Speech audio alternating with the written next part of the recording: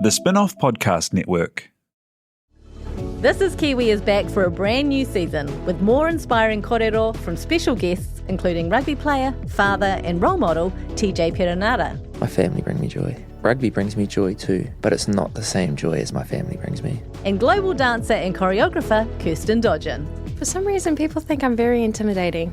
Listen to the new season of This is Kiwi, brought to you by the Spin-off Podcast Network in collaboration with KiwiBank.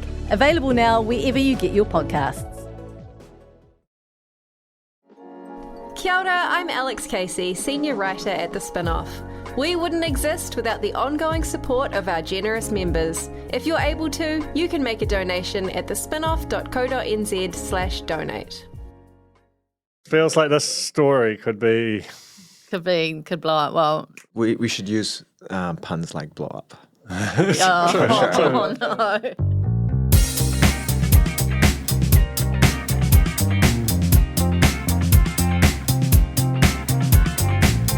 Kia ora koutou, welcome to The Real Pod. We're still reeling a bit, Duncan and I, because we've spoken to a reality TV star. We can't tell you much more than that at the moment. We will be playing that interview in Reality Check later on in the show. It's an absolute. It's dynamite. It's literal. It's dynamite. Dynamite. My name is Janie. I'm joined by Duncan Grieve and Alex Casey from Christchurch, beaming in via the telephone machine. Beaming. Look at that face. So good to see you both again. So good to see you. And next week we're all going to be in the same room, aren't we? Is it? No. Week after. Week No. after. I'm a week ahead of myself. I'm too excited. It's the problem. It's going to be huge. I'm really excited to see you both. We're so excited. Like your seat, it's just sitting here waiting for you. We've got a microphone, a seat. We've got a glass of water there for you. We'll leave that untouched so that you can enjoy that when you arrive in 2 weeks. Thank you. Build the microbes. If you want to join the conversation, if you want to send us your selfies, tag your flatties, go along to The Real Pod Corner. It's our Facebook page. It's a great time. We're also in Discord. Links to both of those are in our show notes. That's the housekeeping. And I think we should just get into the real news because we've got a stonker of a show today.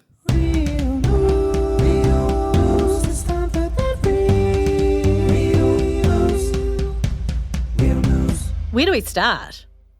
I think we should talk about the King. Let's talk about the King. Arguably the reality television event of, the last 70 years. So certainly the biggest one since the reunion specials for Married at First Sight season 10. Okay, look, Alex, we talked last week. We had a wee pop-up special about your oral history of Te Hamo's We Gone Ride. Great read. And then you popped on the internet machine and typed up some things around the King's coronation with Tara Ward, and that was another sensational bit of coverage. Thank you, Jane. Also included a Te Hamo reference in it. Yeah. Important. Yeah, it did. Got to do it. I still can't stop thinking about it. So Tara and I decided to live blog the whole thing. Tara was an absolute warrior. She started at 7 sharp, quote unquote, and I was actually at a 21st out in Rangiora, had to hoon back, missed the speeches. In your golden carriage? Yeah, in my habanero Toyota Aqua.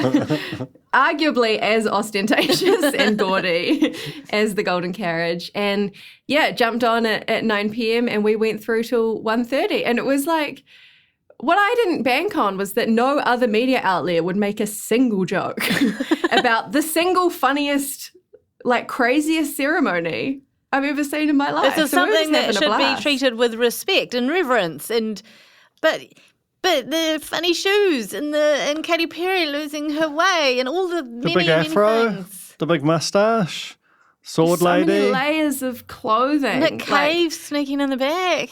Dynamo there. It's so funny. So we had a great time. And I'd actually, earlier that day, got given a free bag of jelly beans at the Chemist Warehouse. And they were like gluco beans, kind of health beans for diabetes and stuff. And I smashed the whole bag and I was just I was wild. So no, it was a great time. I really enjoyed the anointing ceremony was probably my favourite part, where the King disappeared behind some beautiful embroidered screens, like something out of Midsummer, and then emerged in a subtle linen sort of tunic to symbolise simplicity, and then immediately slipped into what looked to me like a gold sequin, gold member robe. And no one was laughing. Everyone looked miserable. It was just so bizarre. It was so- I mean, you both watched it, didn't you?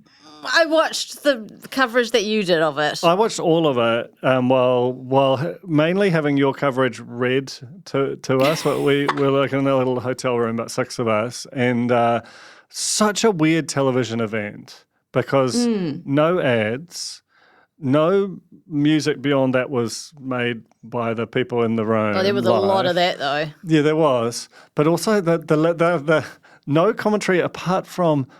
You know how quite often when like Rupert was speaking, they just have sort of inaudible mumbling as the caption just to own him. Sorry, second maths reference of the pod already.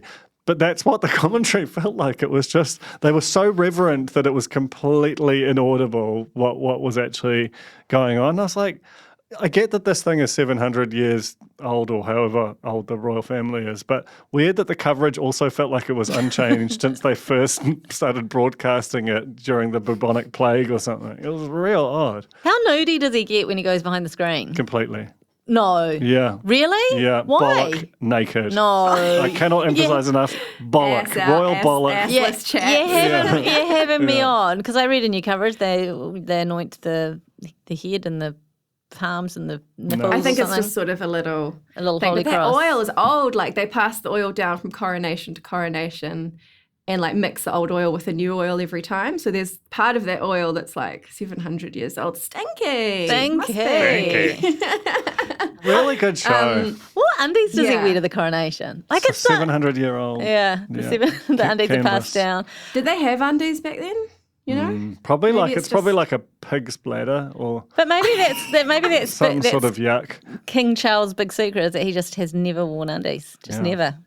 Commando Charlie. There was in the one news coverage there was a they cut to I can't remember who it was. Donna Marie Lever, was that her name? Something Lever. Anyway, she was out in the field. She was somewhere where they're having a party, and the lady had marmalade sandwich in her bag and all that. But she said she threw to someone who was, in her words, the biggest monarchist she knows.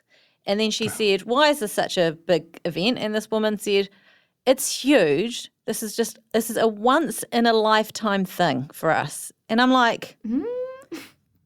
Set your clock for about 10 years, mate, because I think we're going to be going again. He looks old. Like he just looked He looked infirm. knackered. Yeah, he looked done. And he looked like he was going to cry. Like he looks like he didn't want No this. one was happy. I think he would have been happy to take on this job 20 years ago, but he was like, he'd put him for his pension, you know? Yeah. He was ready to just ride off into the sunset with Camilla and have a nice gondola on a lake. I don't know what are they called? Gondola? Gondola. I thought There's two different types. Is it? And they're both called gondola. Well, one of them goes through. Gondola in the Gondola's in sky, the gondola sky. of the sea. Yeah. Yeah. That's you don't get that very often. No, but that's where that's where I'm assuming his head was at. Nah. He was basically in a luxury flake ad, and then That would have been a big tune for them to bring out, actually. It's Only only the- the crumbliest, Yeah. flakiest chocolate. Like those Coral Boys, they would have absolutely killed that. Andrew Lloyd Webber cover. Yeah. And then it he's was gotta just do hilarious. this And thing. Camilla also looked miserable until it was her turn. And then she was glowing. but then she was very worried about the hair, wasn't she? She was fiddling with the fringe, She trying to was. tuck it back up there. She was. It was. No, it was just a good fight. Again, it's like it's the only bit of monoculture we have left No. is the fucking coronation. It did feel like for a time. That coverage did really well, and I got lots of messages about it, and I was not banking on anyone watching it. I was surprised that the two of you even watched Well, it. I had it on in the lounge and I was in the bedroom, so I definitely heard a lot of mumbling and a lot of music, and I popped my head in for sort of important bits. But largely I was just following as you were updating on the website.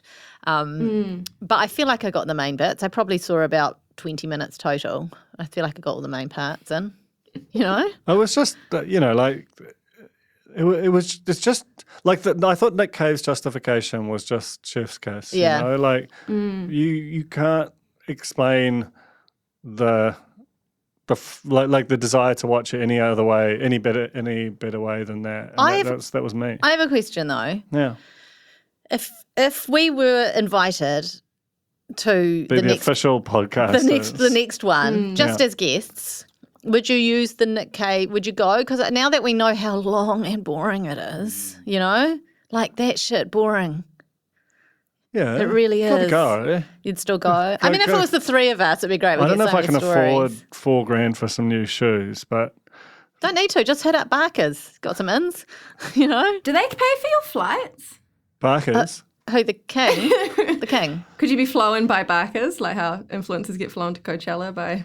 Is it like Shopbop an or whatever? invite to a really fancy wedding, like a destination wedding, where you then have to pay for the accommodation, you've got to pay for your travel? I think so. Like, I assume that. So Mike Hosking was the pool reporter for New Zealand, which is just funny. Like, you've got to admit. Hilarious. But I still think that ZB would have had to pay his, I assume, first class / private jet fares there. Right. Have we talked about the shoes? Had that come up No, on the last podcast? no, that was Friday. Okay, let's talk about Mike the and shoes. Katie. Yeah, explain it. Mike and Katie were sharing this massive yacht. That's what he calls her, Katie. Katie was across the shop. They went to this fancy shoe shop in London to get Mike's coronation shoes, and seemingly got spun an absolute yarn by the salesperson. All-time great salesmanship. I have to credit them. Shout out to Stuart Soman-Lund at the spin-off for jumping on this huge It story. was great. It was great. And the salesperson basically said that they had cobbled the same pair of shoes for King Charles for the coronation, and this was like the mock-up pair or whatever, and they only exist in one size, and this is the only pair, a very Cinderella situation. So, of course, Mike slipped his little tootsies in there and was like, I'll take them. And then, they managed to fill like a lot of that show talking about these shoes, but not the same shoes. Just not at all. Not even Not the same even a little bit. Not the same genre of shoe. Like, the only thing they have in common is that they go on your foot. But that's The king- it. The king was wearing like beautiful ballet flats. That's how I would describe them, with a lovely bow. They were like- and Mike had these sort of tooled brogue things that just looked nothing like them. So good to see he's been swindled. I mean, I thought they were like leprechaun shoes. Little Colonial Pilgrim men's shoes is what when I type in leprechaun shoes into the Google machine, that's what comes up. With the buckle, in terms of the buckle, look at that. That's very Yeah, but I don't but even he know was if more- that's exactly the. that's definitely not that. Those look like that you could wear them costume pair- outside. That costume pair is definitely not the ones he was wearing. No. But had Mike Hosking gone to look sharp Yeah. and said, "May I grab a leprechaun outfit?" His shoes would have been closer. Much closer. That's a good point. It's just a good time. It was actually a lot of fun, but I think it was a lot of fun. Again, I'm blowing smoke out your ass, something chronic, but because of your coverage. And Tara, thank you. Chronic with a K. That's kind of all that's happened in the world. Anything else? No, I think it's the end of our podcast. No, I just had one more question I wanted to ask the two of you, much like your hypothetical. If you were to become king or queen, Unlikely, who but- would you be inviting from your like celebrity guest list? Who would be there? Who would be the Real Pod's coronation guest? Oh, well, Colin would be there. Well, Colin he would didn't be invite there. us to his 50th though, so He's be a bit planning another grudging. one. He's He could planning be in another one of those wings which have, when you go to a concert, you can sometimes get like tickets where they sort of say explicitly you can't see the stage. There's a big, I feel like Colin would have to have like some impeded view ticket to our coronation. Aunt Matilda would have to be there, I suppose. Yeah. Who else? And the kids would be there. Kids would be They'd there. on the Yeah. balcony. NASA would be my footman. NASA would be waving his invitation around on the red carpet, his hand-drawn version. And if he didn't get invited, he would be doing a Johnny English swing on into the abbey. Actually, that's one regardless. person we would have in common is Rowan Atkinson, Bane, okay, yeah. well known, much better known as Johnny English, would be there. I think whether or not NASA gets invited, he's there. We can just assume, right? Yeah. Mahesh, I reckon. Yep, well, it will be revealed. Yep. And Gary Brown Gary as the Brown, for entertainment. sure. Neil? As Austin Powers. I think we should try and get Neil there. It'd be Oh, rude, Neil. rude not to. Be rude too as Get well. him to do the anointing. Yeah. And that little pig. The little pig. Needed more animals. Well, there were a lot of horses, and they did not stop crapping No. the whole time. No. The mal. Oh. How many poos a day does a horse do? Just out of interest. Alex? Well, you'd think one, right? I don't know. I don't know why you think that. But it's like all the horses saved it up for their big walk. No, average horse passes manure anywhere from 4 to 12 plus times a day. 12. Oh, So choose a He's different still my animal. crapping horse. Choose a different. Get Pickle. We will have Pickle because he stays at home, locked inside all day. Don't poo. Will you bring all your fleas? Like, do you think? Okay, let's move on to the next story, which is the flea update. I think, fingers crossed, I think we might have done it. I flea bombed. They fled? They fled? The fleas have fled, died, whatever it is that the magical toxic flea bomb did to the fleas and is probably also doing to me and my children. I think it might be done. I haven't found a flea on Pickle for 2 days, and I was getting sort of up to 20 a day, so all's looking well so far. So Thrilled. Amazing. so that What might do you do? be Have the you got end of all the this series. new like spare time on your hands? What are you doing with yourself? Well, no, I just brush him now. I mean, we've created a real routine, Pickle and I, of an evening, where he loves all the attention. I was like a monkey at the zoo, picking fleas out of him. Didn't eat them though, 1 or 2, and then he got really fond of just having that human connection. So I plan to continue. That's a beautiful, from trials to triumph. It's really strengthened your relationship with Pickle. this whole the fleas show- came to teach you that. The whole show, I feel, today is about trials to triumph. I went to Rainbow's End on the weekend for my son's 11th birthday party. Jealous. Man, if you want to talk about a miserable crowd. My What was 8-year-old, the weather like on Saturday? it rained a bit on and off. When it rains, they have to close some of the rides, which sucks, but it also means they open up some of the stuff you pay for free. It's this kind of that's got a like good little VR and Yeah. but no, it was. I mean, Rainbow's End is not Disneyland. It's really quite different. Like, you mean better? It's better in it. Like if you like Worse stuff, worse it's stuff, better. it's better.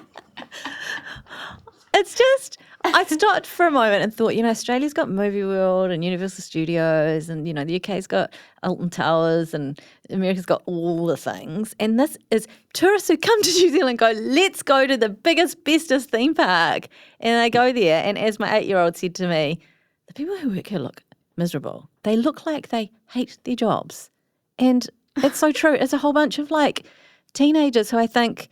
They thought, oh, yeah, let's sign up where the fun begins. Let's get a part-time job there. And then they go out, they get hammered and have to go bloody put petrol in motorboats for screaming that would children be- all day. that would be tough. It would be awful. A tough hungover It gig. is scary to think that a lot of those miserable hungover teenagers have your life in their hands, like they're the ones who are pulling the levers and whatnot.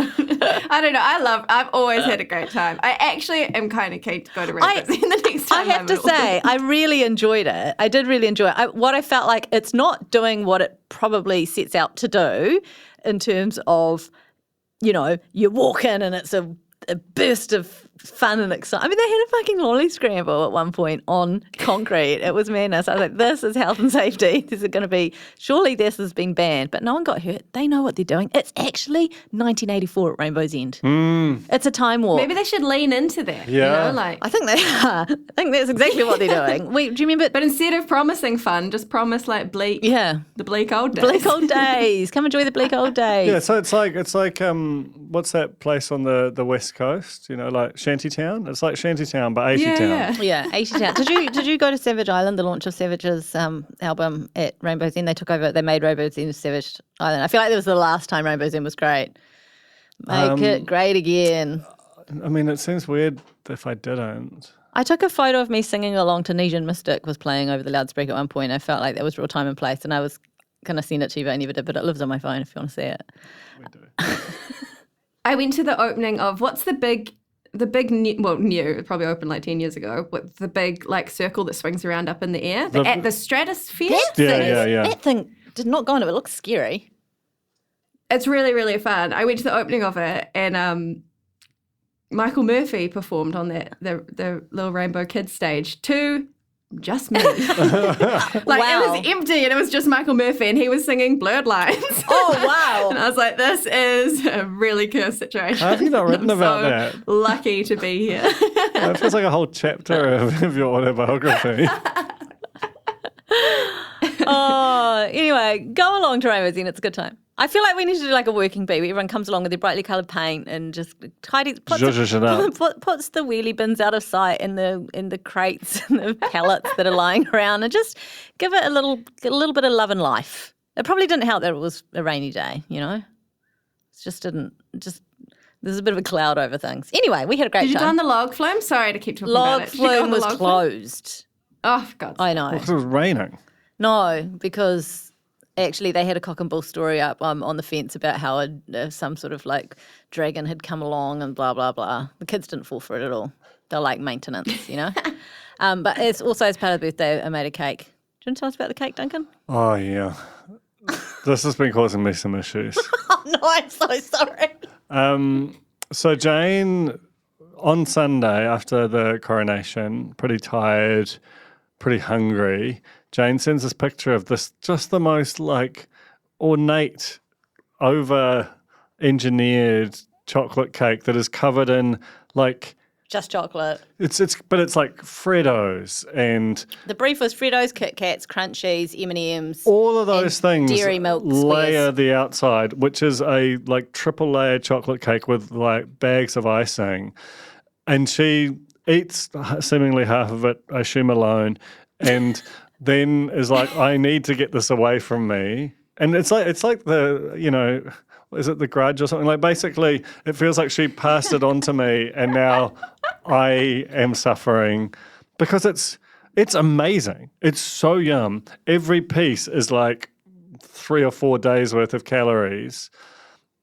And it's because like every bit of chocolate is covered in chocolate icing and attached to chocolate sponge. And this, like, you can really have at it. Like you can have it instead of a meal when you're very hungry, and it looks the same as when you started. Like this thing is so big and dense and hardcore. And so I came home. It's just on my back doorstep, and I just look at it. And I go, oh man.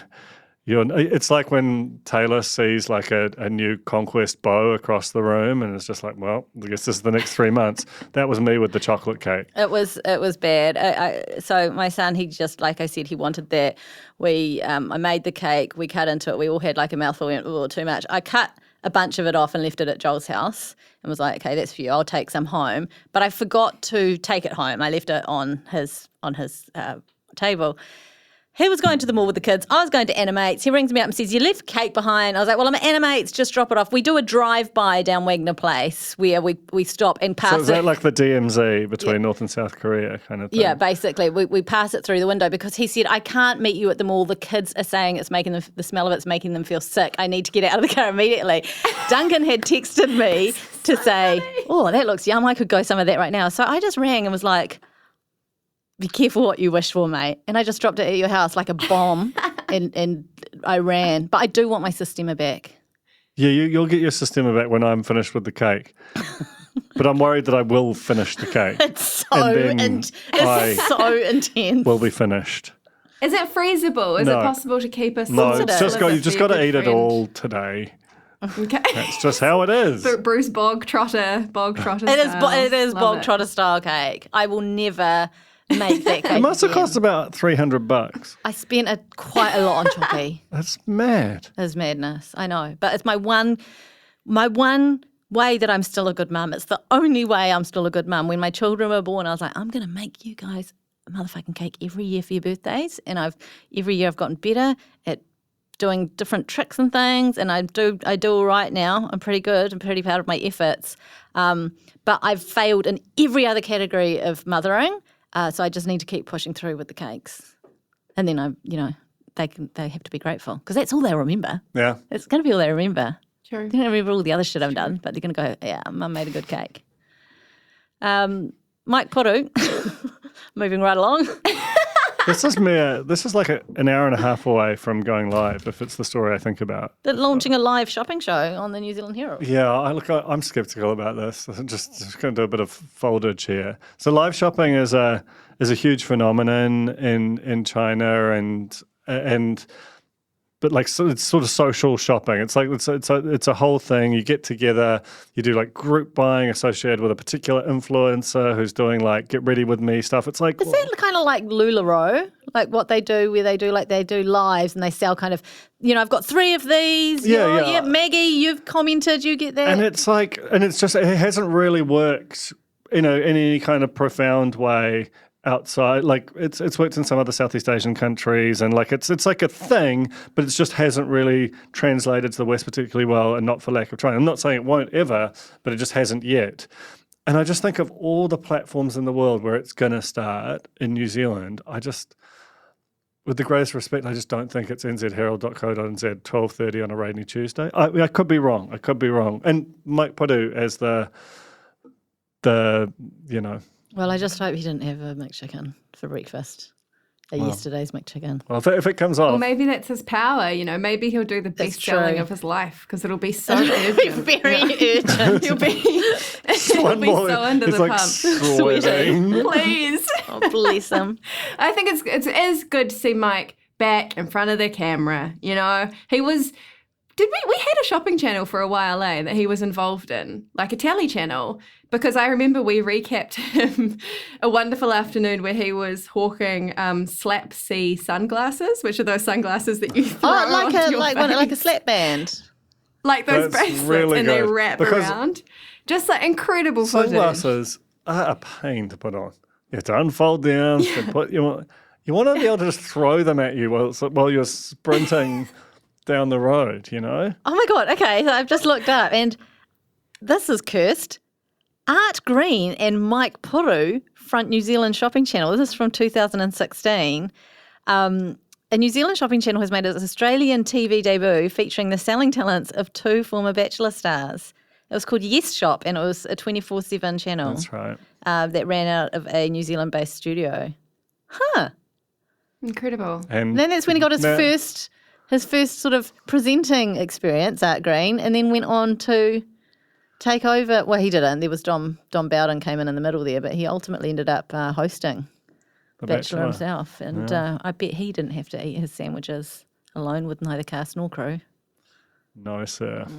He would not eat something full, there's so many disgusting carbohydrates. Something else that has launched is Channel X. It's replaced Today FM. So in the Today FM feed, there is now a music-only station, which is... No DJs, which is a great way of saying we are investing almost nothing into this. It's basically Channel Z, but with an X. And some pretty...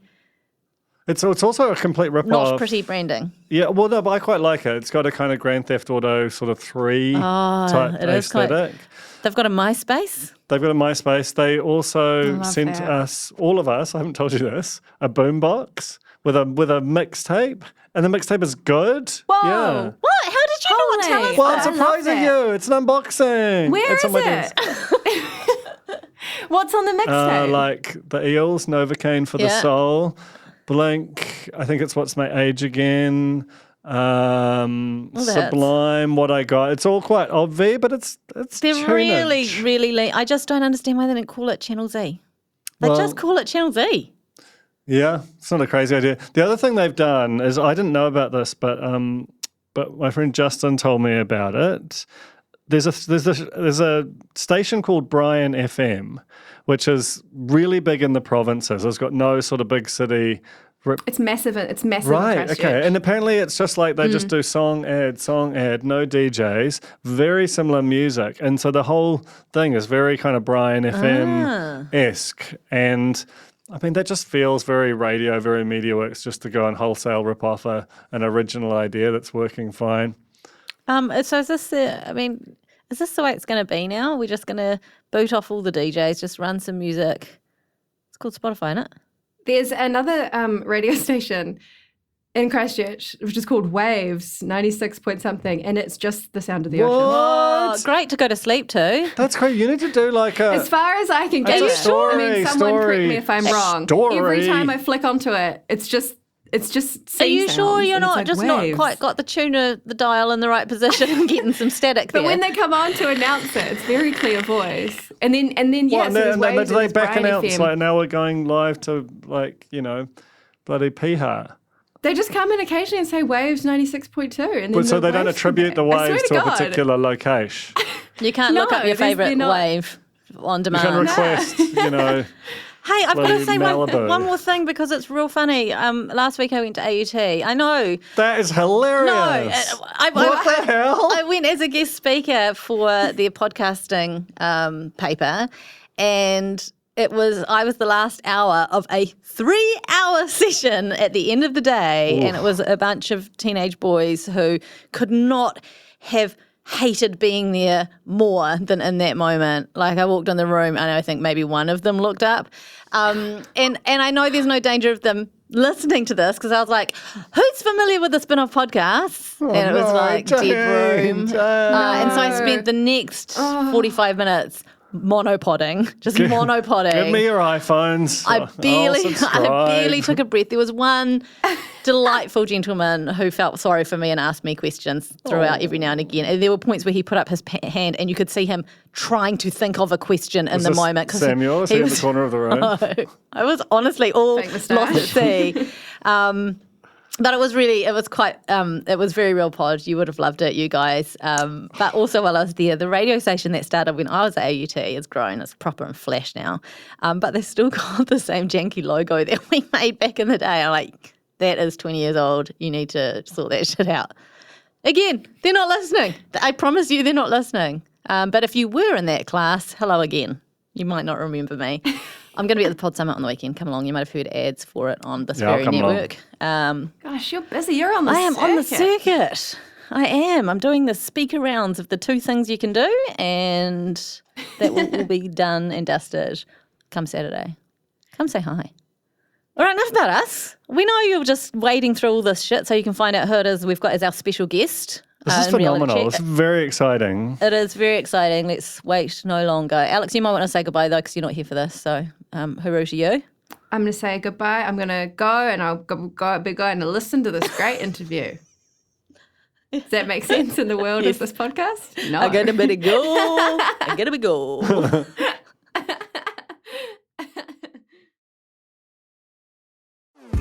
Talofa lover, I'm Madeline Chapman, editor at The Spin-Off. If you have the means, consider supporting our high-quality journalism by becoming a Spin-Off member. Sign up now at thespinoff.co.nz/donate. Kia ora, I'm Duncan Grieve, founder of The Spin-Off. You can help us keep all of The Spin-Off's award-winning journalism free for everybody by becoming a member today at thespinoff.co.nz/donate.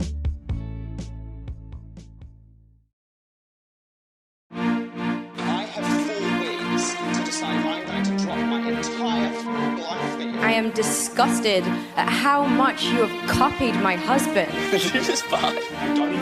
Reality check.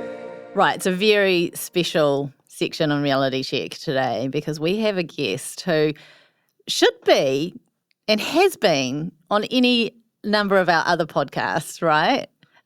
We've got someone who is the National Party candidate for Auckland Central, founder of Phase 1 Ventures.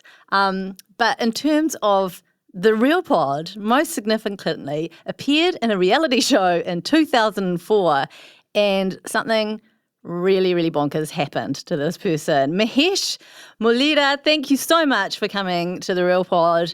Who are you? Why are you here? What's going on? Explain how you seem to be like created out of a sort of a lab where all of our podcasts are sort of. I think that's a great place to start, to be honest. I have always wanted to live a life full of stories.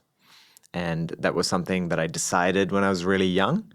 And I think, to your point, it seems that I've embarked on that passage, which has involved me moving to New Zealand on my own when I was 14 from Singapore. Whoa. From Singapore to Napier in 2004.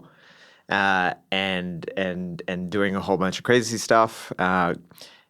Being in University of Auckland, loving it, starting what is probably the most successful student club in University of Auckland called the Management Consulting Club. A little bit boring.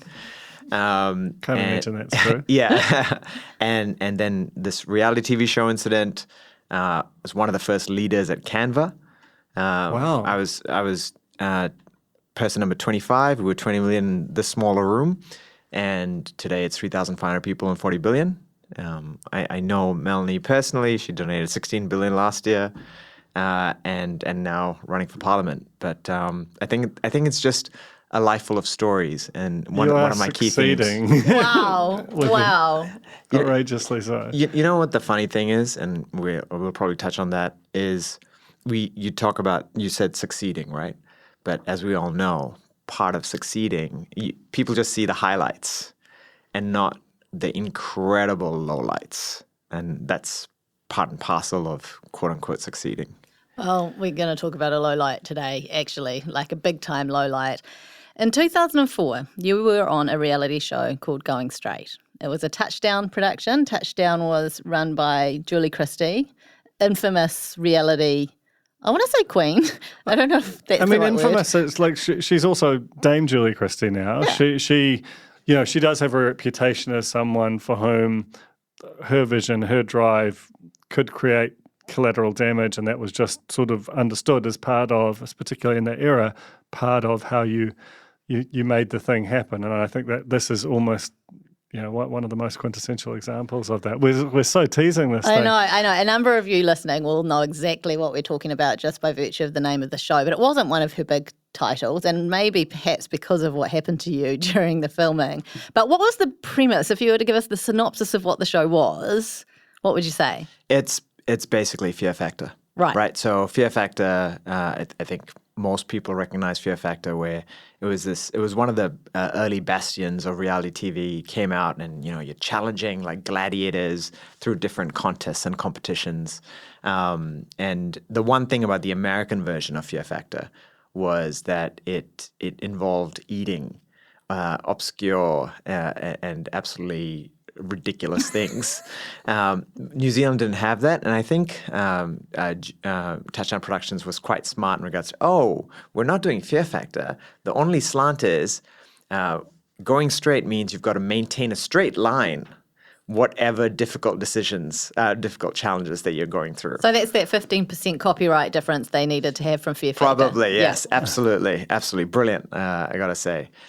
So that was it. That was the base of the show. You had to maintain a straight line, whether it's up, down, horizontal, whatever it is, for X period of time, while there was all kinds of crazy stuff happening to you. And I was 24, and I suppose in the peak of my youth.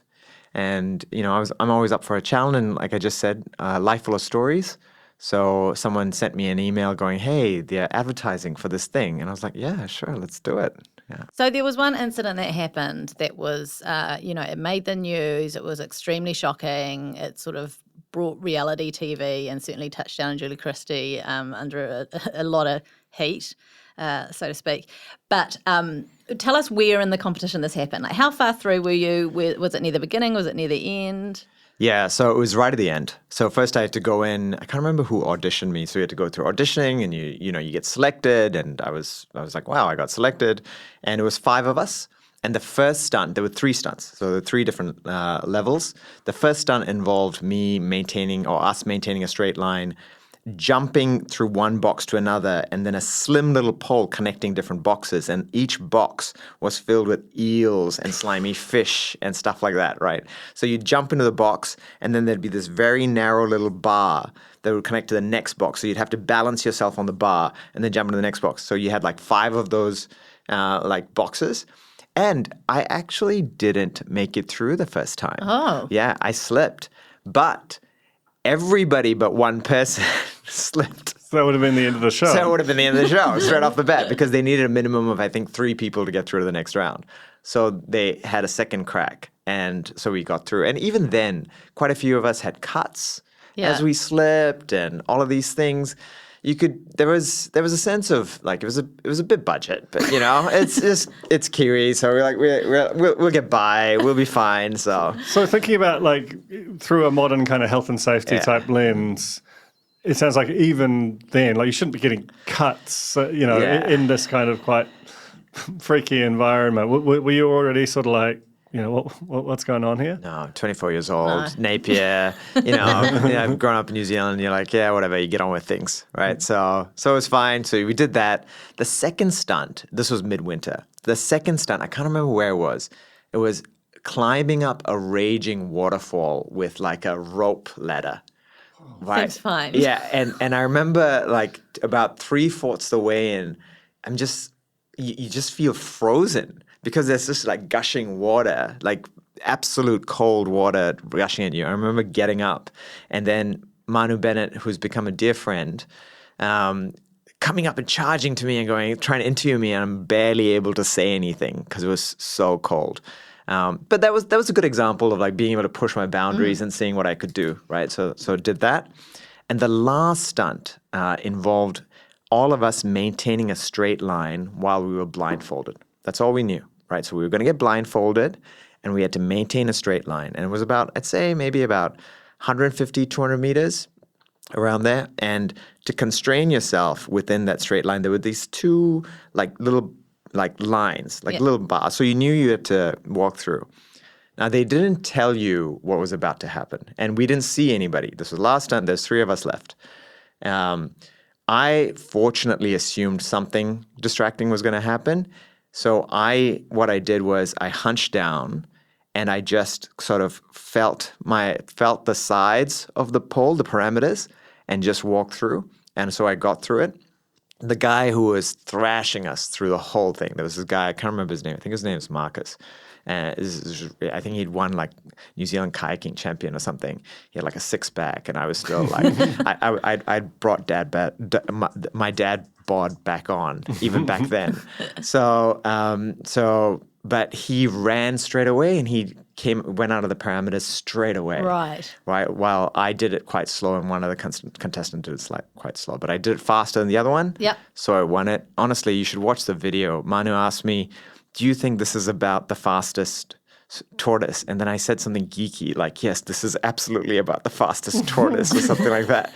Right. It's hilarious. So you won. You basically won the show. Yes. And this last challenge, you haven't told us what was happening around you as you went down this straight line, but what was happening? Yeah, that's right. Yeah, so to distract us from maintaining a straight line, they had mines going off, like big, huge mines. Landmines.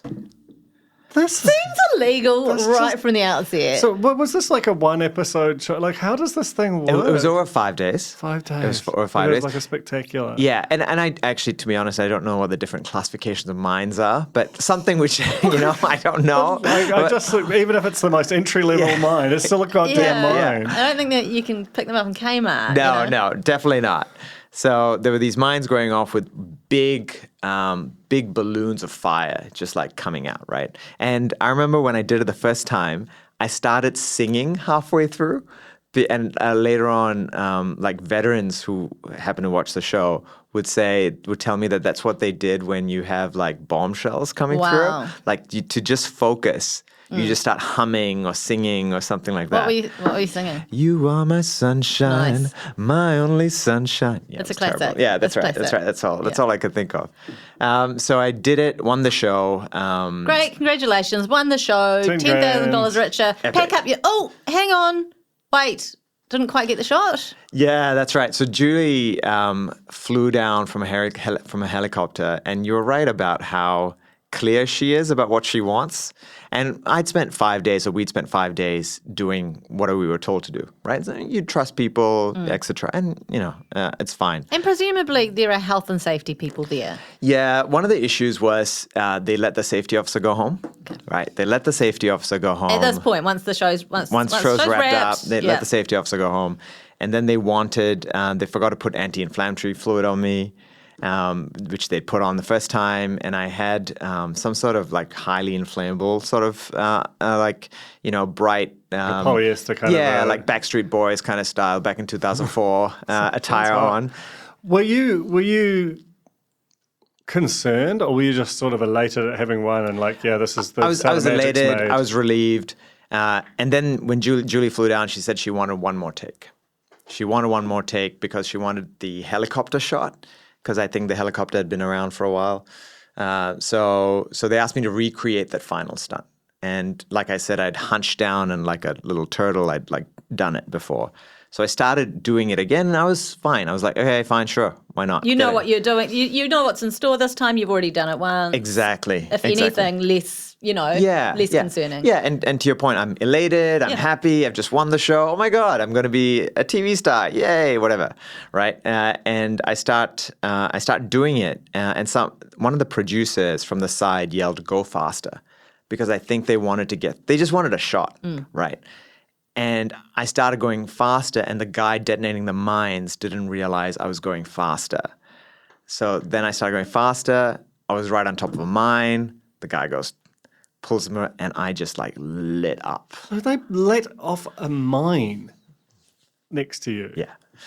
Well, I think it was underneath me. Underneath you. Yeah. Like the mines are designed to kill people. Yeah, that's right. Can you remember what went through your mind or what you felt physically in that exact moment? Yeah, it's vivid. It's very clear. I know what sheer panic feels like. Right. Right. Like it's just I am on, like everything's on fire. Things are just crazy. And you're still blindfolded at this point. No, for the helicopter shot, they didn't even put a blindfold. Right. So because they were just recreating from top. So I light up, and what I tried to do was I tried to take my arms to flap the flames off, and that ended up lighting my arms and hands on fire.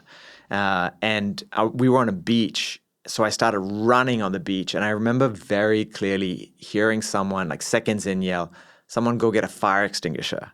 And people are panicking because the safety officer's gone home, right? And fortunately, someone, I think it was Manu, yelled out, "Stop, drop, and roll." And I just about like 10, 12 seconds in, I hear that. And I stop, drop, and roll. And Manu, and we're dear friends, he had just randomly bought some sort of like war outfit, which was fire repellent. He jumped on me and smothered the flames. So that's how the fire got put out. But 10 to 12 seconds is a really, really long time. Yeah, it is. I have to say, I think I was probably seconds away from probably losing my life because say my hair had caught on fire, that's done. Like your face, your head, everything just goes. So I was just like seconds away from that. Yeah. And you suffered third-degree burns out the back of this. Yeah, I suffered third-degree burns to about 12% of my body. Wow. And it was interesting. When that situation happened, I was the person who had to take charge, right? Because they were wondering whether I should get on a helicopter or whether they should wait for the ambulance to come. And I remember standing, I can't remember which beach it was, but it was midwinter underneath a shower because some paramedic had phoned in and said, just put him under a shower. And I was the guy who made the call, look, let's wait for the ambulance because that's the fastest way I get medical attention. And everybody was in shock. To be honest, the most painful part of the whole incident is, so I have skin that's grafted from my thighs, stapled and super glued onto big portions of my arms. So that's when that skin gets taken from your thighs, it's just raw flesh, right? And about 11 days in, it needs to get cleaned. So you get put in what's called a burns bath. And these are big swaths of flesh. And they take a toothbrush and then they just start scrubbing. And there's no anesthesia because it's not a surgical procedure. I mean, I feel like you should get a pass on the anesthesia for that. Torture. That sounds horrendous. That day, I was out. That day, I was, okay. That was... What was the sort of, post... what happened after all this? It was so funny. So I had to wear burns garments for 2 years. Wow. One of the most challenging pieces of this whole episode was I couldn't go to sleep because of the pain. And my most formative years were in Auckland City. I loved the city. Also because for 2 years, because of the pain, I'd get up and I just walk the streets at 2, 3 a.m., 4 a.m. And so in many ways, it was just me and the city. Like we just bonded. Like it took care of me. Because when you go through something like this, and my family was overseas, I'd moved New Zealand by myself. So they'd come and helped out for about 2 to 3 weeks, and they'd gone back to France. So it was just me and the city. Nobody else really understands or appreciates everything, right? So after that, there was a court case. So the government took them to court for an unsafe work environment. And so that was the piece. And I had no clue. I'm a 24-year-old. I didn't know anything. I didn't get proper legal representation. I let the government, And I remember during the actual court case, because it got suddenly moved from the high courts to another lower court somewhere just the day before the actual case. me sitting there going, I don't think this is right. I don't think they're representing me properly. And I remember writing a note to the judge. Hey, I think I should be paid $1 million worth of damages. Yeah. Like some sort of like little note, like just unsophisticated thing. They fined Touchdown Productions $60,000, of which I got $30,000. Right. Looking back at what you went through, the fact that they'd sent the safety officer home, etc., do you feel like that represents adequate compensation for 2 years of your life and suffering? No, absolutely not. But no, of course not. I mean, and I'm not speaking. I'd like to think I'm not saying that from my perspective. No, you sound like dispassionate, effectively. Yeah, it's that kind of situation. If someone's life has been put into question in a work environment, that needs to be there needs to be a call to arms, so to speak. But honestly, a lot of people ask me if this was a life-changing moment. It wasn't. It was a life-affirming moment for me. Like, I always feel like I have a certain level of responsibility to people to step up and keep going. My mum, who was with me at the hospital for 2 weeks, she got so much out from that. Like, ever since then, and even before that, but definitely from that episode, she always knew I was going to be fine. Because she saw this kid, like with like mummy-like bandages all over the place, like dragging himself, still smiling and just going on.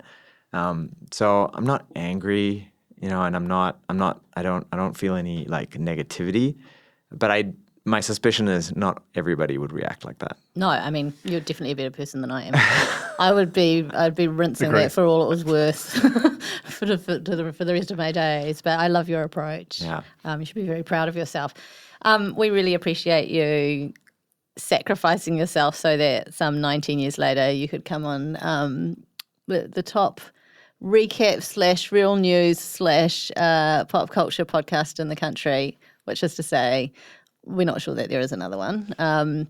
But so we can safely say we're the top in that category. Thank you so much for sharing your story. Not at all. It is a really intense one, but weirdly inspirational too, in terms of the sort of Zen-like kind of way that you've approached it and come to understand it, I have to say. And I know that everyone who's listening really will really appreciate you taking the time and sharing your story. And good luck for all that is ahead of you this year. It's going to be a wild year for you. Totally. It's a great electorate. Like, that's wide open. Yeah, I love this electorate. And if I may, it's so important to me to see Auckland City thrive. I mentioned those years that I spent walking. It's so important that Auckland City should be safe and thriving and vibrant and exciting. And I really want to play my part in making that happen. So, can I say vote for Mahesh in October 14? You just did. Thank you so much. Did. Yeah, thank you so much. Nothing we can do to stop you. Well, 2 ticks blue. Hey, thanks, Amazing. Mahesh. Thank you, Appreciate your Mahesh. time. Thank you so much. Kia ora, this is Toby Manhire, here to urge you to tune in to Gone by Lunchtime, a podcast with me, Annabelle Lee Mather and Ben Thomas, tackling the world of New Zealand politics, from policy to polling, from scandal to psychodrama. Listen to Gone by Lunchtime, brought to you by the Spin-Off Podcast Network, wherever good pods are sold. Kia ora e te iwi, Te Aihe Butler here, podcast manager at The Spin-Off. If you enjoy listening to our podcasts, consider supporting our mahi by signing up to become a Spin-Off member at thespinoff.co.nz/donate. The Spin-Off Podcast Network.